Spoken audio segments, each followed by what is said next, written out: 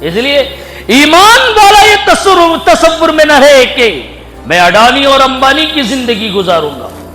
ایمان والا اس کے حال میں نہ رہے کہ میں ہیرے جواہرات میں نہاؤں گا. ایمان والا اس تصور میں نہ رہے کہ میں سونے چاندی کے چمچوں سے کھاؤں گا. ایمان والے کو اس تصور سے نکلنا ہوگا.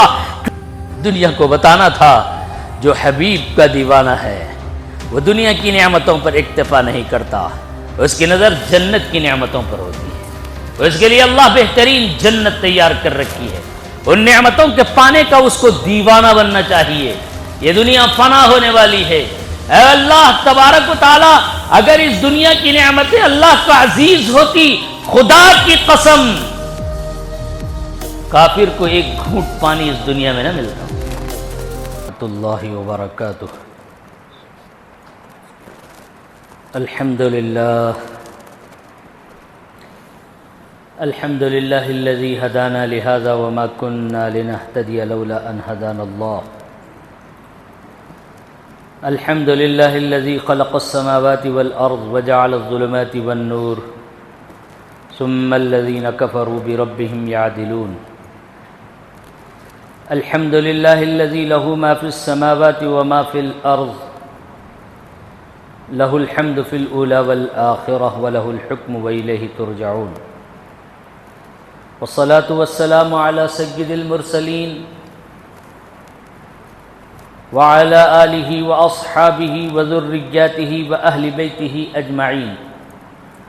أما بعد، فقد قال الله تبارك وتعالى في القرآن المجيد والفرقان الحميد: أعوذ بالله من الشيطان الرجيم، بسم الله الرحمن الرحيم. يا أيها الذين آمنوا اتقوا الله حق تقاته ولا تموتن إلا وأنتم مسلمون.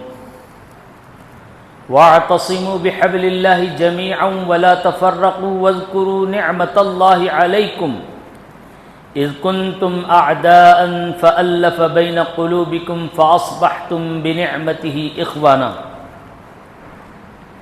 وقال تعالى: وَإِن طَائِفَتَانِ مِنَ الْمُؤْمِنِينَ اقْتَتَلُوا فَأَصْلِحُوا بَيْنَهُمَا فَإِن بَغَتْ إِحْدَاهُمَا عَلَى الْأُخْرَى فَقَاتِلُوا الَّتِي تَبْغِي حَتَّى تَفِيءَ إِلَى أَمْرِ اللَّهِ فَإِن فَاءَتْ فَأَصْلِحُوا بَيْنَهُمَا بِالْعَدْلِ وَأَقْسِطُوا إِنَّ اللَّهَ يُحِبُّ الْمُقْسِطِينَ.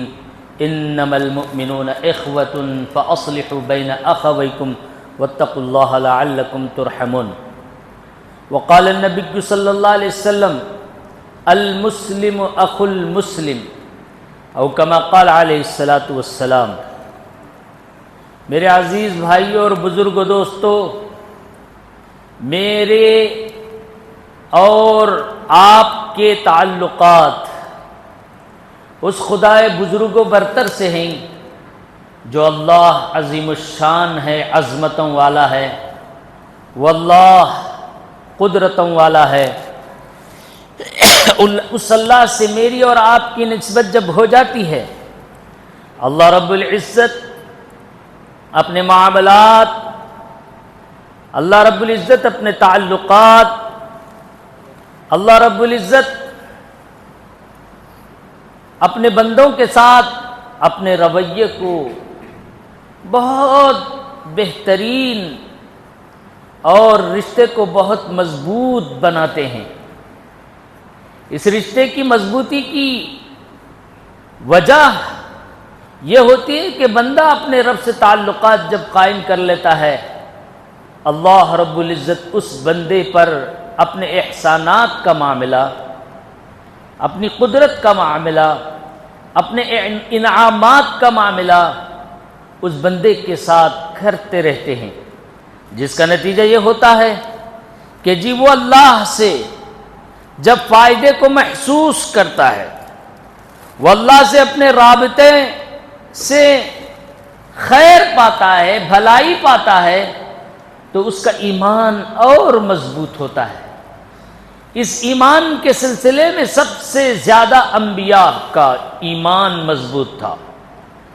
اور انبیاء علیہ الصلوۃ والسلام اللہ سے اپنے رشتے کو مضبوطی سے جوڑے رکھتے تھے، اور ان کی کیفیتیں اور ان کے حالات، ان پر ہونے والے مسائل کو وہ بخوشی قبول کرتے تھے۔ ان انبیاء علیہ الصلوۃ والسلام کو اللہ کے راستے میں مختلف قسم اور مختلف جہتوں سے ستایا اور پریشان کیا جاتا تھا، اس کے باوجود وہ حق کا راستہ نہیں چھوڑتے تھے، بلکہ حق پر ڈٹے رہتے تھے، حق پر جمے رہتے تھے۔ اس حق پر جمے رہنے کا نتیجہ ہوتا تھا کہ لوگ اس نبی سے، لوگ ان لوگوں سے متاثر ہوتے اور متاثر ہو کر اللہ کی وحدانیت کے لیے آگے بڑھتے تھے۔ اسی لیے میرے بھائیو، بزرگوں، دوستو، انبیاء علیہ الصلوۃ والسلام کا وتیرہ اور یہ طریقہ رہا ہے کہ اللہ کے راستے میں یہ چلتے ہوئے ہر قسم کی تکلیفوں اور مصیبتوں اور اسی طرح آنے والے آفات، ان مسائل کو اپنی ذات پر جھیلتے تھے۔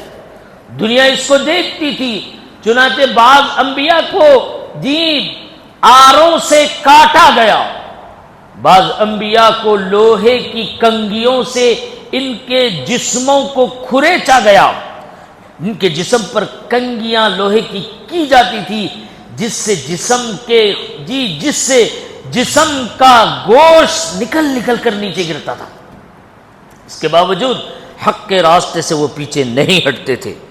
دنیا کو اللہ یہ بتانا چاہتے تھے کہ میرا بندہ جو میرا دیوانہ ہے، جو مجھ کو مانتا ہے، وہ دنیا کی تکلیفوں سے پریشان نہیں ہوتا، ہمیشہ وہ اللہ کی ذات پر توکل اور بھروسہ کرتا ہے، جس کا نتیجہ تھا قرآن مجید نے جگہ جگہ کہا کہ اللہ سے جن کو محبت ہوتی ہے، اللہ کے وہ دیوانے ہوتے ہیں، اللہ کی محبت میں وہ اپنے آپ کو فنا کر دیتے ہیں۔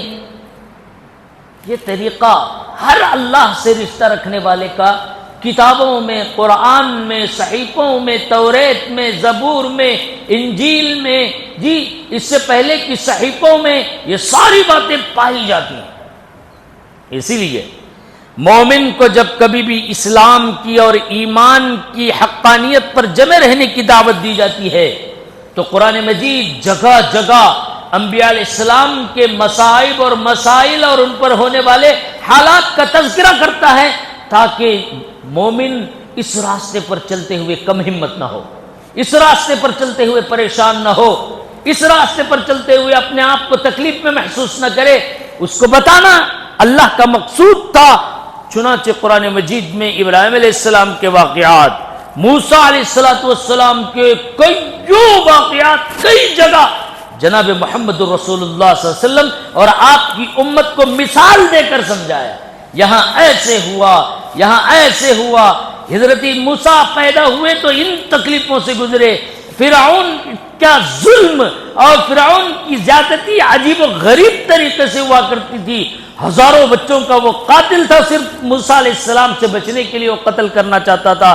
پھر جگہ جگہ اس کا تبصرہ ہے، اللہ نے حضرت موسیٰ علیہ السلام کو دنیا میں کیسے مبعوث فرمایا، پھر دنیا میں آنے کے بعد اس بچے کی حفاظت کی کیا شکلیں بتائیں، پھر اس کو دریا برد کرنے کا ماں کو حکم دیا، ماں بچے کو دریا میں پھینک دیتی ہے اور دریا اس صندوق کو، اس پیٹھی کو لے کر نکل جاتا ہے۔ پھر یہ پیٹھی فرعون کے پچھلے محل کے دروازے پر جا کر لگتی ہے، جہاں فرعون کی بیوی جو مسلمان تھی، اللہ سے ڈرتی تھی، اپنے ایمان کو چھپا کر رکھتی تھی، اس بندی خدا کو وہ صندوق اور وہ بکسا مل جاتا ہے، پھر وہ اس کو لیتی ہے، جب اس کو اپنے محل میں لاتی ہیں، اس کو کھولتی ہیں تو اس میں خوبصورت بچہ۔ خداوند قدوس نے بتایا کہ جس کو ہم بچانا چاہتے ہیں پوری دنیا کی قدرت مل کر اس کو ختم نہیں کر سکتے۔ ہم فرعون کو جو ان بچوں کا قاتل ہے اسی کی گود میں موسیٰ کو ہم پال کر دکھائیں گے۔ یہ اللہ کی شان ہے۔ قرآن مجید نے جگہ جگہ ایسے واقعات کو جھنجھوڑ کر بتایا ہے، کہیں تمہارا ایمان متزلزل نہ ہو جائے، کہیں تمہارے پیروں میں لرزہ نہ آ جائے، تم تعویذوں، پلیتوں، گنڈوں اور اسی طرح نیمبو اور مرچیوں سے ڈرنے والے نہ بنیں۔ اللہ کو ایمان والے کی قدر معلوم ہے، اسی لیے اپنے پاکیزہ بندوں کے مسائل کو قرآن مجید میں جگہ جگہ بیان کر کے امت کو، جناب محمد الرسول اللہ صلی اللہ علیہ وسلم کی جماعت کو انتباہ دی، اور یہ کہا کہ دیکھو اللہ کے اس کام کو لے کر جب اٹھو گے تو تمہارے قدموں کے نیچے سرخ قالین نہیں بچھائی جائیں گی، استقبال ویلکم نہیں کیا جائے گا، تم کو کانٹوں بھرے رستے سے چلنا پڑے گا۔ میرے حبیب پر طائف کے میدان میں پتھرے پڑے تھے، جسم کا کوئی حصہ باقی نہیں تھا، میرا حبیب سب سے لاڈلا تھا۔ جب میرے حبیب کو اس دور سے گزرنا ہے، میرے نبی کے، میرے حبیب کے چاہنے والوں کو بھی کچھ نہ کچھ اس کا حصہ ملے گا۔ اس لیے ایمان والا یہ تصور میں نہ رہے کہ میں اڈانی اور امبانی کی زندگی گزاروں گا، ایمان والا اس خیال میں نہ رہے کہ میں ہیرے جواہرات میں نہاؤں گا، ایمان والا اس تصور میں نہ رہے کہ میں سونے چاندی کے چمچوں سے کھاؤں گا، ایمان والے کو اس تصور سے نکلنا ہوگا، کیونکہ جناب محمد رسول اللہ صلی اللہ علیہ وسلم کی پوری زندگی گزری۔ ایک صحابی رسول کہتے ہیں اللہ کے نبی کا جنازہ گھر سے اٹھ رہا تھا، گھر میں چند جو کے دانے نہیں تھے، دنیا کو بتانا تھا جو حبیب کا دیوانہ ہے وہ دنیا کی نعمتوں پر اکتفا نہیں کرتا، اس کی نظر جنت کی نعمتوں پر ہوتی ہے، اس کے لیے اللہ بہترین جنت تیار کر رکھی ہے، ان نعمتوں کے پانے کا اس کو دیوانہ بننا چاہیے۔ یہ دنیا فنا ہونے والی ہے، اے اللہ تبارک و تعالی اگر اس دنیا کی نعمتیں اللہ کا عزیز ہوتی، خدا کی قسم کافر کو ایک گھونٹ پانی اس دنیا میں نہ ملتا۔ قرآن مجید نے کہا پوری دنیا کی حیثیت اللہ کی نظر میں ایک مچھر کے پر کے برابر نہیں، اسی لیے اس مال اس دنیا کی طرف جتنی ضرورت تھی اکابرین نے، صحابہ نے، بزرگوں نے، تابعین نے بہتی دریا میں سے ضرورت مند جتنا پانی اٹھاتا ہے دنیا کو اتنا ہی اٹھایا، جمع نہیں کرایا، ڈرم ڈرم بھر کے نہیں رکھا، کہا کہ جس کو اللہ سے لینے کا مزاج ہو، جس کے گھر کے سامنے صاف و شفاف پانی کا دریا بہتا ہو، وہ کیوں ڈرم میں جما کر کیڑے پالے، وہ تمبالو اور لوٹوں میں جما کر پانی کو سڑائے۔ روزانہ وہ اللہ کے خزانوں سے لیتے ہیں، اللہ کے بندوں پر خرچ کرتے ہیں، اللہ سے انعامات پاتے ہیں۔ اس تعلق کا نام ایمان ہے، اس تعلق کا نام اللہ سے نسبت ہے، اس تعلق کا نام اللہ سے رشتہ ہے، اس تعلق کا نام میرے بھائیو بزرگو دوستو یؤمنون بالغیب ہے، جو غیب کی باتوں پر ایمان لاتے ہیں، قرآن کی باتوں پر ایمان لاتے ہیں، رسول کی باتوں پر ایمان لاتے ہیں۔ وہ کہتے ہیں کہ میرا اللہ جھوٹ نہیں بولتا، میرا نبی جھوٹ نہیں بولتا، دنیا کی چمک دمک یہ کہتی ہے کہ تیری کامیابی یہاں ہے، اللہ رسول کہتے ہیں کہ سود میں نقصان ہے، بیاج میں نقصان ہے، جھوٹ میں نقصان ہے، دھوکے میں نقصان ہے، کسی کا مال کھانے میں نقصان ہے۔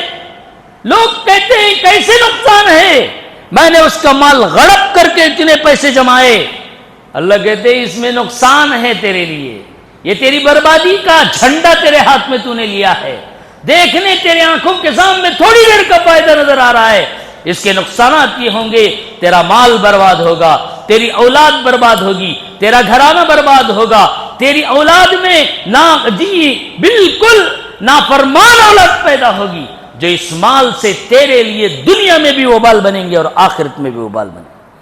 اسی لیے میرے بھائیو بزرگو دوستو جناب محمد رسول اللہ صلی اللہ علیہ وسلم نے اپنے صحابہ کے طرز عمل پر انکار نہیں کیا،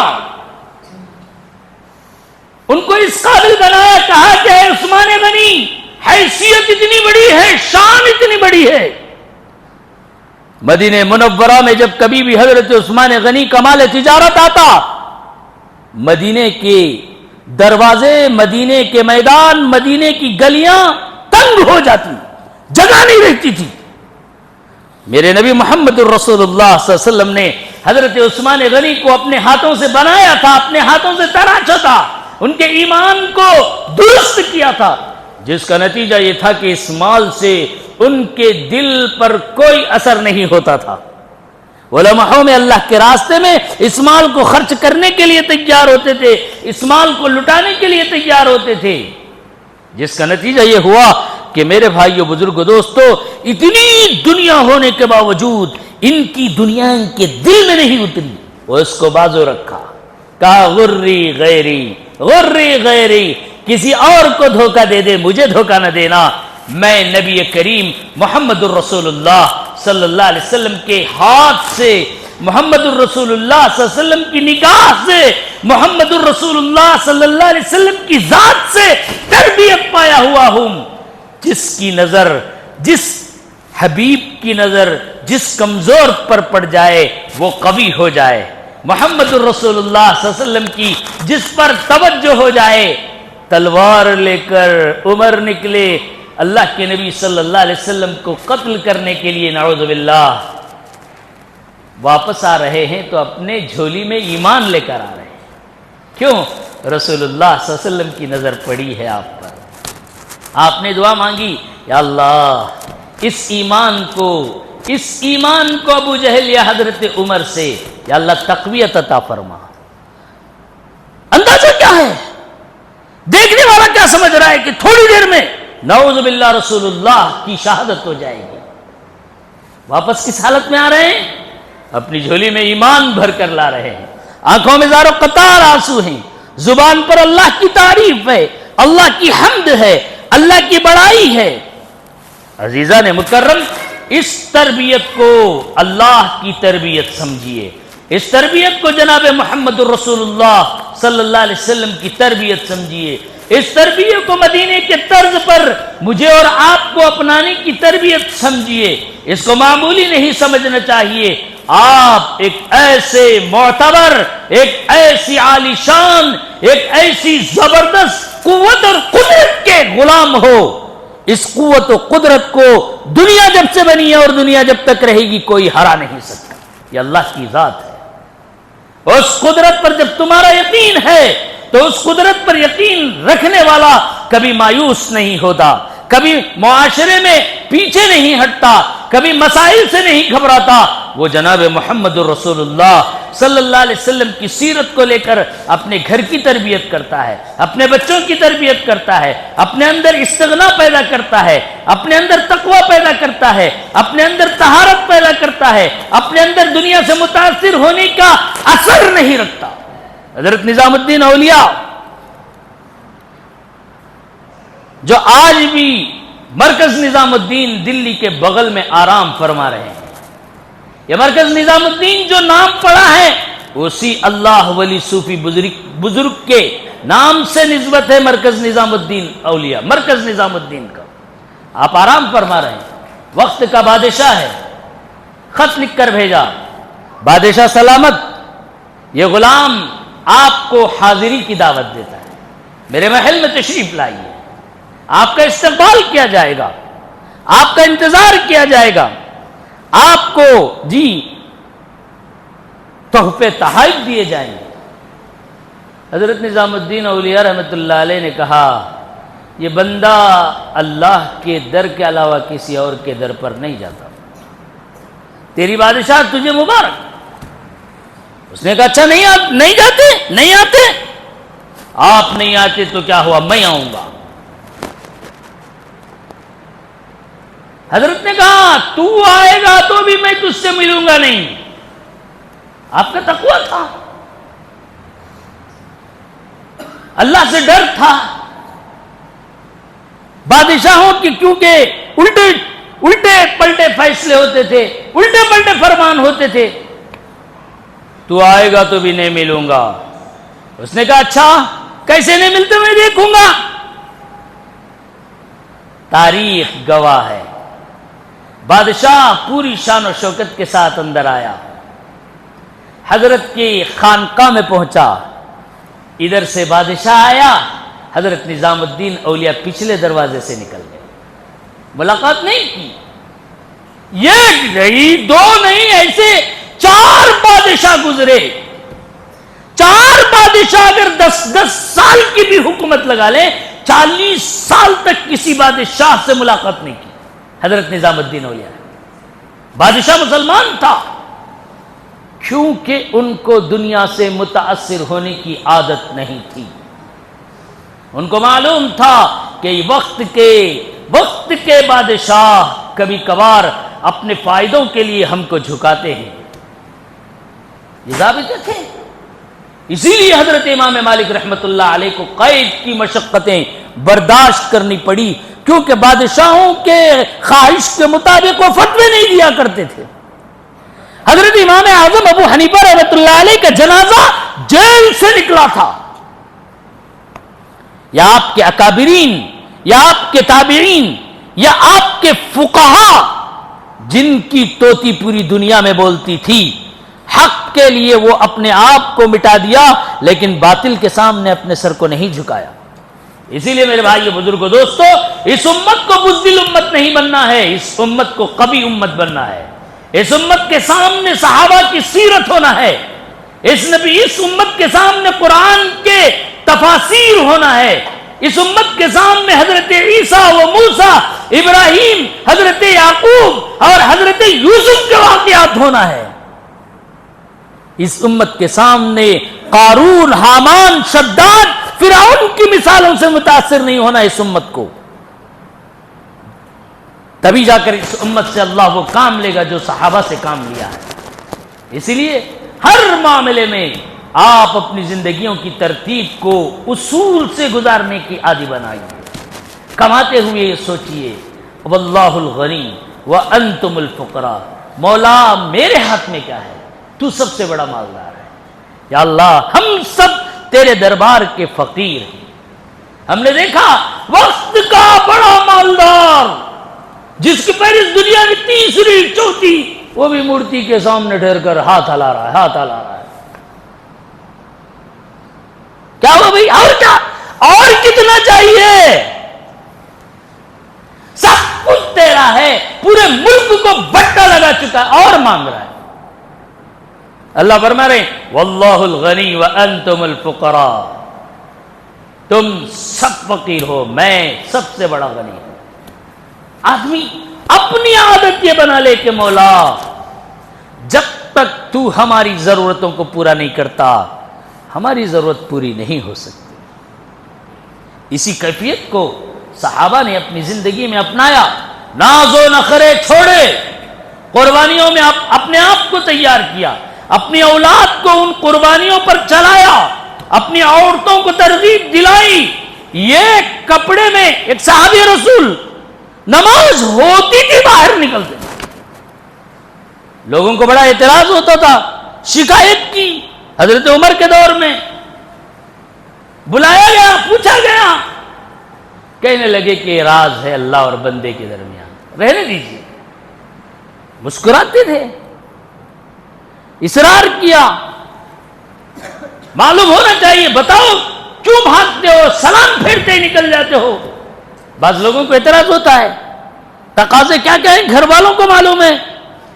پتا چلا، بتائے، پوچھنے پر، اصرار کرنے پر کہا کہ میرے گھر میں ایک ہی جوڑا ہے، اسی جوڑے کو میں پہن کر آتا ہوں، نماز پڑھ لیتا ہوں. جلدی اس لیے جاتا ہوں تاکہ میری گھر والی اس جوڑے کو پہن کر وہ بھی نماز پڑھ سکے. حرف شکایت زبان پر نہیں، عادت اپنی ایسی بنائی. کتنے گھروں میں ہمارے بڑوں نے 8-8 10-10 بچے پالے، کبھی کسی کے سامنے ہاتھ نہیں پھیلایا، بھوکے زندگی گزاری. میرے بھائیو بزرگوں دوستو، یہ دنیا کی عیش و عشرت دنیا کے سب سے بڑے مالداروں کو بھی ابھی بھکاری بنا کر رکھی ہے. جس کے اندر قناعت آ گئی، جس کے اندر تقوی آ گیا، جس کے اندر اللہ جو دیا اس پر صبر آ گیا، سمجھ جائیے کہ اس سے بڑا مالدار دنیا میں کوئی نہیں، اس سے بڑا مخلص کوئی نہیں ہے، اس سے بڑا بادشاہ کوئی نہیں ہے. اس کی صفت یہ ہے کہ وہ جو کچھ ملتا ہے وہ کھاتا ہے، دعا پڑھ کر کھاتا ہے، اس میں سے پھر اپنی پڑوس کو دیتا ہے، رشتہ داروں کو دیتا ہے، غریب کو دیتا ہے، فقیر کو دیتا ہے. پھر اپنی جگہ مست راجا کی طرح رہتا ہے.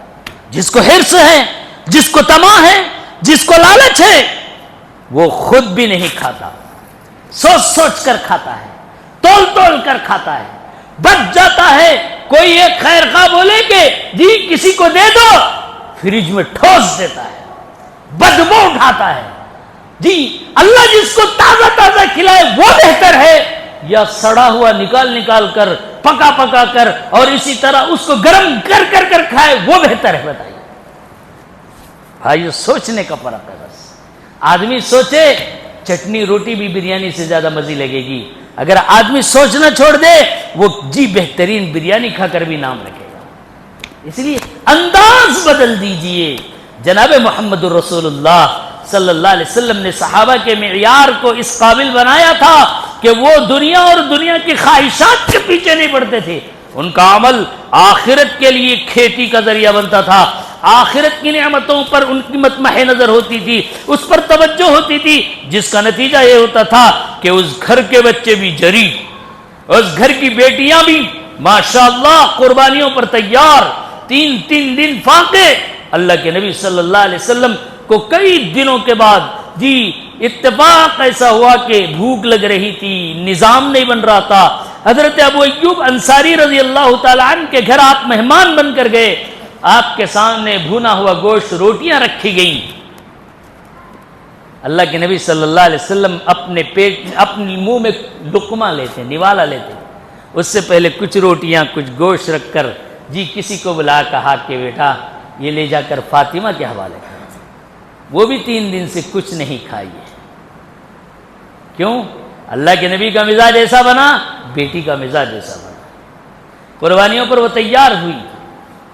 ہمارے گھروں کی راحت اور سکون غلط اور ناجائز خواہشات کی وجہ سے برباد ہو چکا ہے ہمارا سکون، جس کا نتیجہ یہ ہے کہ لوگ چوری کرنے میں آگے ہیں، دھوکہ دینے میں آگے ہیں، غیبت کرنے میں آگے ہیں، دوسروں کو نقصان پہنچانے میں آگے ہیں.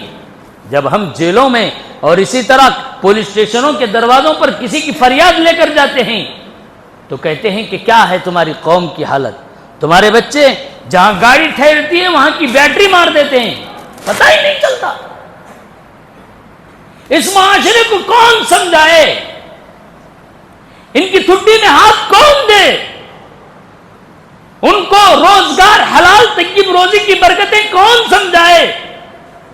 ماں باپ اگر وہ جہاں سے بھی لایا لے کر بھرتی رہیں تو کیا اس بچے کی اصلاح ہو سکتی ہے؟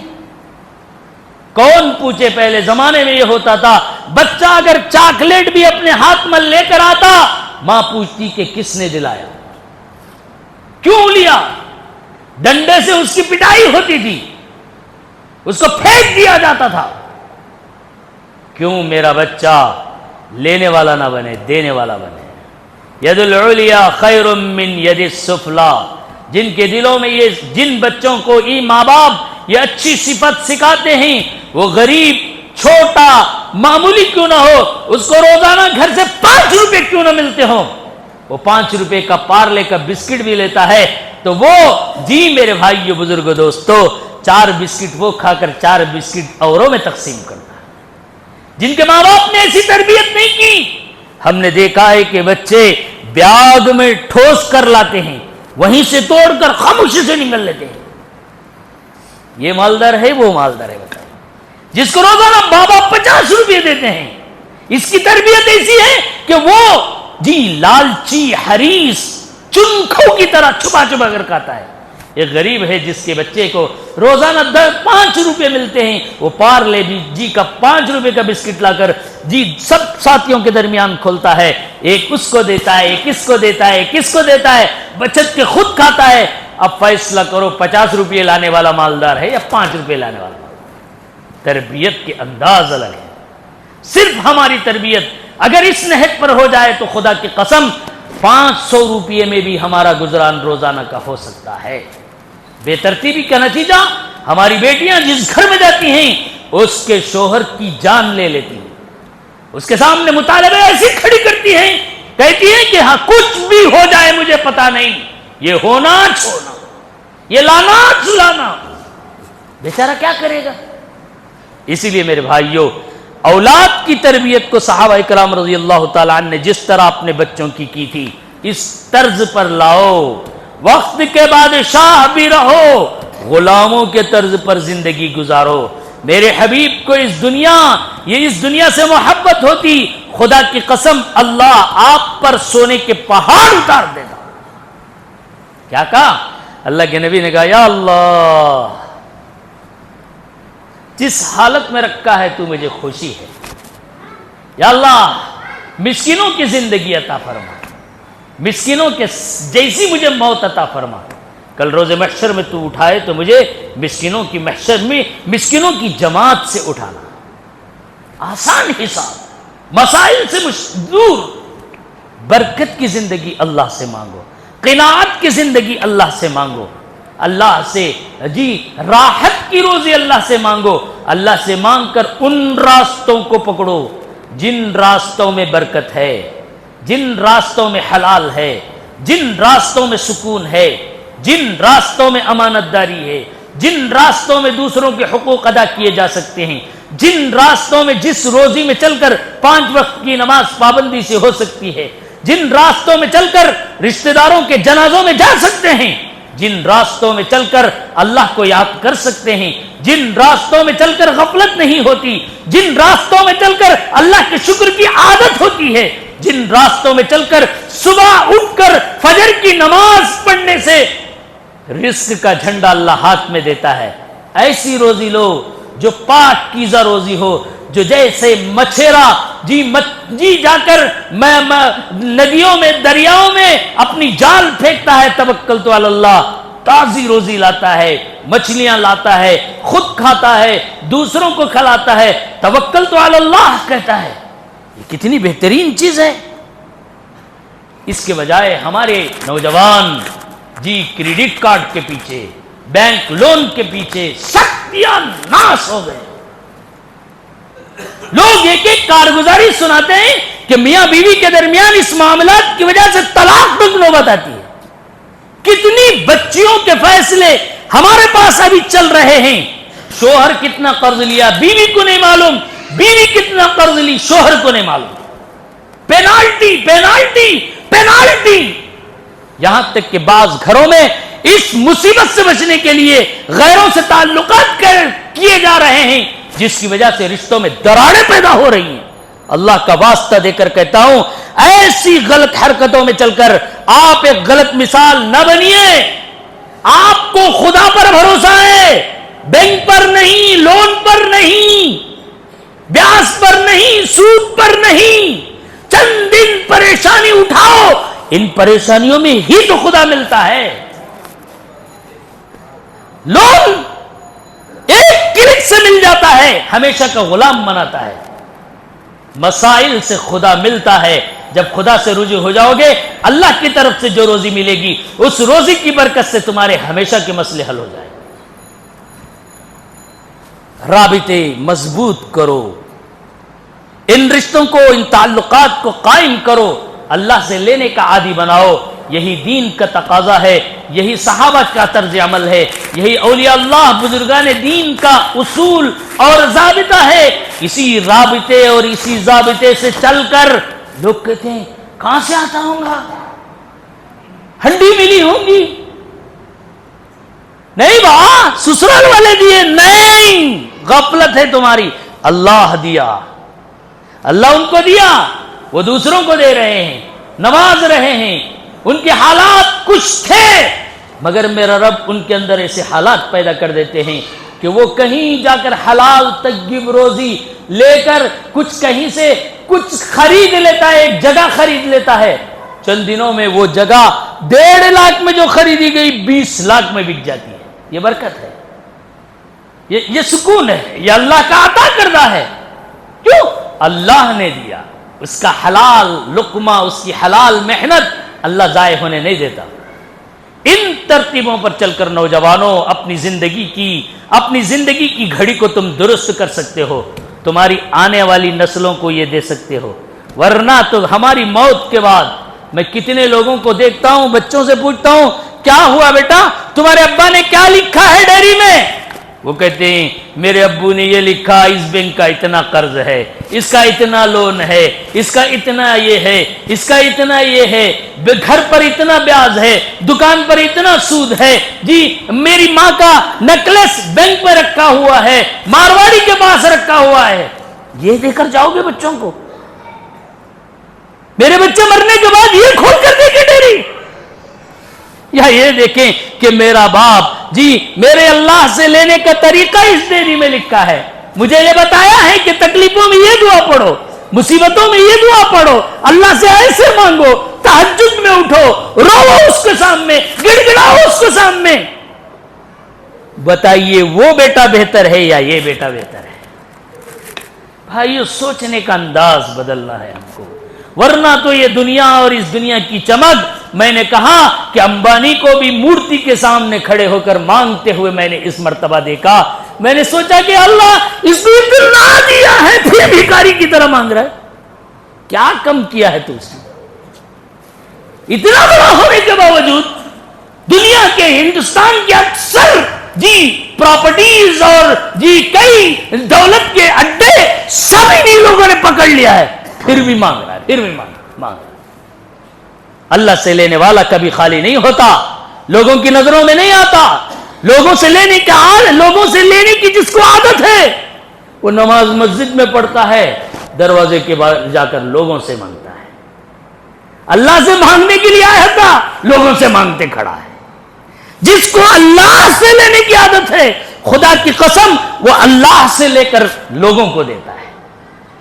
سوچنے کا فرق ہے. وہ یہ سوچے وہ کیسے دے رہا ہے، میں بھی ایسا دینے والا بنوں، بس تقدیر بن جائے گی، سبر جائے گی.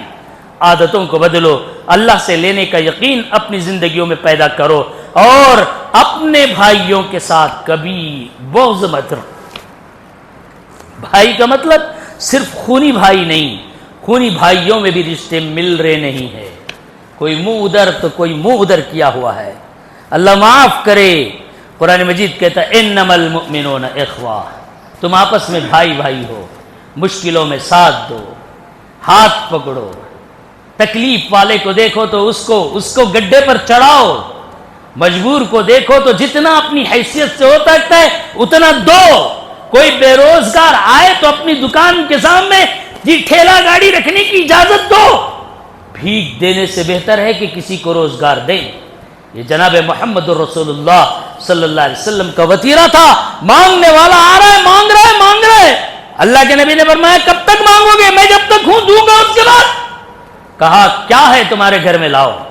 اس کو جی لانے کے بعد مسجد میں کہا کہ اس کا حراج کیا جاتا ہے. کون کتنی قیمت لگائے؟ قیمت لیے لگائے. ان پیسوں سے کہا کہ یہ پیسے لے جاؤ، 100 روپیے، 50 روپیے کی گھر میں روزی ڈالو، 50 روپیے کے گھر میں اناج ڈالو، 50 روپیے سے کلاڑی خریدو. کلاڑی خرید کر جب وہ لائے تو آپ نے اپنے ہاتھ سے اس میں لکڑی لگائی، دستہ لگایا. کہا کہ آج کے بعد خبردار کسی کے سامنے ہاتھ نہیں پھیلانا. جاؤ جا کر جنگل میں لکڑیاں کاٹو. کاٹتے کاٹتے کاٹتے کاٹتے وہ بیچارے جی کچھ ہفتوں کے بعد رسول اللہ صلی اللہ علیہ وسلم کی خدمت میں آئے. پوچھا کیا ہے معاملہ؟ کہا کہ یا رسول اللہ آپ نے جو ترتیب بتائی اس ترتیب سے میں کماتا رہا، گھر کے خرچے چلاتا رہا، کماتا رہا، ضرورتیں پوری کرتا رہا. الحمدللہ آج میں صاحب حیثیت ہو چکا ہوں، اب مجھے کسی اور کے سامنے ہاتھ پھیلانے کی نوبت نہیں آئی. آپ اگر کسی مجبور، کسی بے روزگار کے روزگار کا حل تلاش کر کے دیں گے، خدا کی قسم آپ جناب محمد الرسول اللہ صلی اللہ علیہ وسلم کی وہ سنت زندہ کرنے والے ہوں. گویا اللہ کے نبی کا آپ وہ عمل اپنے ہاتھوں سے کر رہے ہوں گے. اللہ کے نبی وہاں کلاڑی لگا کر دے رہے تھے، آپ جی ٹھیلا گاڑی لگا کر دے رہے ہیں. اس طرح کی حیثیتوں کو اپنانے سے معاشرہ بنتا ہے. محلے میں بے روزگاری ختم ہوتی ہے، بے دینی ختم ہوتی ہے. احسان سے احسان سے آدمی کی قدر بڑھتی ہے. اور جس کے پاس بہت کچھ ہوتا ہے وہ دوسروں پر خرچ نہیں کرتا، دوسروں کی مدد نہیں کرتا، اپنی صلاحیتیں نہیں بانٹتا. میرے بھائیو، بزرگوں، دوستو، وہ آنچ جہاں وہ وہاں لگی ہے کل اس دروازے پر بھی آ سکتی ہے. اس کو بھی نیست و نابود کر دے گی۔ ابھی اطلاع ملی کہ صبح میں کرنول کے قریب ایک بس 7 بجے بھیانک آگ کے حوالے ہو گئی۔ ہمارے دوست نے مجھے فون کر کے کہا کہ حضرت معلوم ہے دوست کیا ہوا، ایسا ہوا؟ پھر اس کے بعد انہوں نے کہا اللہ کا کتنا بڑا احسان ہے، کتنا بڑا احسان ہے، ہم کو اللہ نے، اللہ کے رسول نے سفر کی دعائیں سکھائی ہیں، بچنے کے طریقے بتائے ہیں، ان اصولوں پر چلنے سے مومن بچ سکتا ہے۔ اس میں تحقیق کرنے سے پتہ چلا کہ جتنے لوگ سوار تھے اس میں اکثر غیر تھے، ایک مسلمان تھا۔ میں نے سوچا یا اللہ وہ بھی تو اللہ کے بندے تھے، اگر ان لوگوں کو ہدایت مل جاتی، یا پھر وہ ایک بندہ بھی اللہ سے مانگ لیتا جو ایک مومن تھا، شاید اس کی برکت سے پوری بس کو تو بچا سکتا تھا۔ ہو سکتا ہے اس بندے نے پڑھ بھی لیا ہو، مولا تیرے مقدر کو کوئی ٹال نہیں سکتا، مگر ان موقعوں پر جہاں کوئی طاقت بچا نہیں سکتی، جہاں کوئی فائر انجن نہیں پہنچ سکتا، جہاں کوئی انسان اپنے بازو رہنے کے باوجود اس آگ کو روک نہیں سکتا، اللہ کی ذات تو ہے جو وہی بچا سکتی ہے، جو حضرت ابراہیم کو آگ میں ڈالنے کے باوجود گلے گلزار کر دیا تھا۔ یہ یقین مومن کے دل میں ہے تو میرا رب ہر مشکل گھڑی میں نجات کے راستے بنا سکتا ہے۔ اللہ سے دعا کرتا ہوں کہ مولا یہ سب تیرے پیاسے بندے ہیں، تیرے نبی کے پیارے غلام ہیں، ان تک حق کی بات، سچ بات نہیں پہنچی تھی، ہم اس کے ذمہ دار ہیں مالک۔ اے اللہ یہ سب تیرے اللہ ہدایت کے محتاج ہیں، ان سب کو ہدایت نصیب فرما، ان میں سے کسی کو محروم نہ فرما۔ زندگی کا کوئی بھروسہ نہیں ہے، اے مالک اللہ موت کے آنے سے پہلے ہم سب کو سچی پکی توبہ نصیب فرما، ایمان پر خاتمہ فرما۔ وآخر دعوانا الحمدللہ۔